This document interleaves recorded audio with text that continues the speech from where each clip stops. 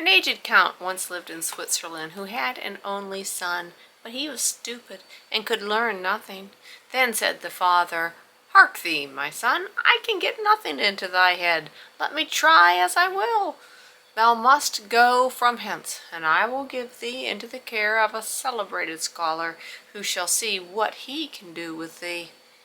The youth was sent to the strange town, and he remained a whole year with his master.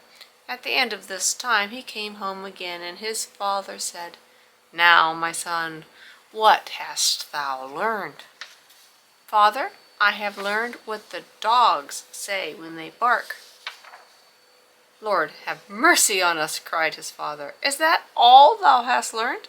I will send thee to another town and another master."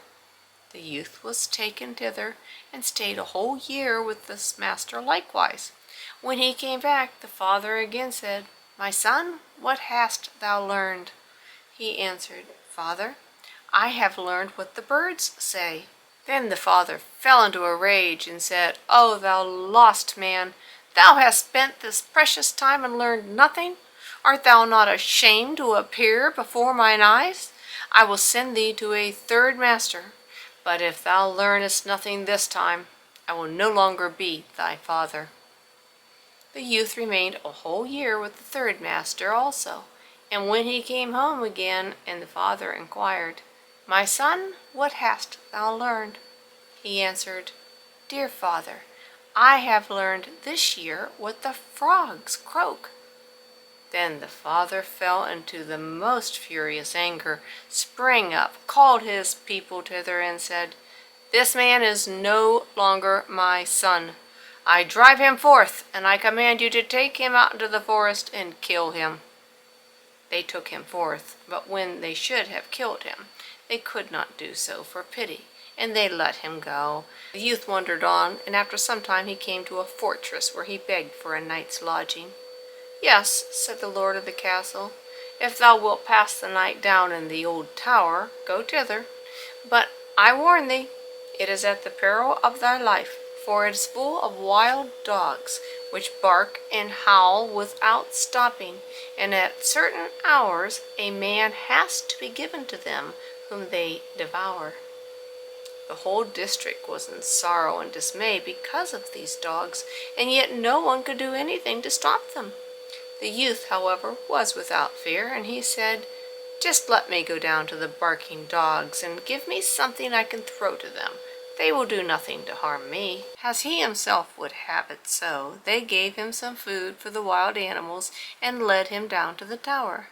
When he went inside, the dogs did not bark at him, but wagged their tails quite amicably around him, ate what he set before them, and did not hurt one hair of his head. Next morning, to the astonishment of everyone, he came out again, safe and unharmed, and he said to the lord of the castle, "The dogs have revealed to me, in their own language, why they dwell there and bring evil upon this land. They are bewitched, and they are obliged to watch over a great treasure which is below in the tower, and they can have no rest until it is taken away, and I have likewise learned from their conversation how that can be done." Then all who heard this rejoiced, and the lord of the castle said he would adopt him as his own son if he accomplished it successfully. He went down again, and as he knew what had to be done, he did it thoroughly and brought a chest full of gold out with him.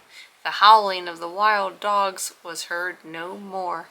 They had disappeared into the country, freed from the trouble. After some time he took it into his head that he would travel to Rome. On the way he passed a marsh in which a number of frogs were sitting croaking. He listened to them, and when he became aware of what they were saying, he grew very thoughtful and sad. At last he arrived in Rome, where the Pope had just died, and there was great difficulty as to whom they should appoint as successor. They at length agreed that the person should be chosen as Pope who should be distinguished by some divine and miraculous token.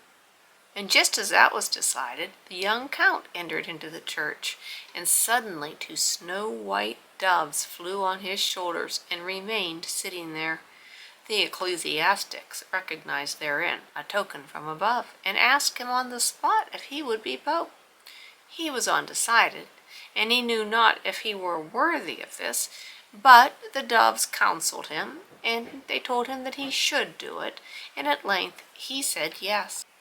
Then he was anointed and consecrated, and thus was fulfilled what he had heard from the frogs on his way, which had so affected him that he was to be His Holiness the Pope. Then he had to sing a mass and did not know one word of it, but the two doves continually sat on his shoulders and said it all in his ear.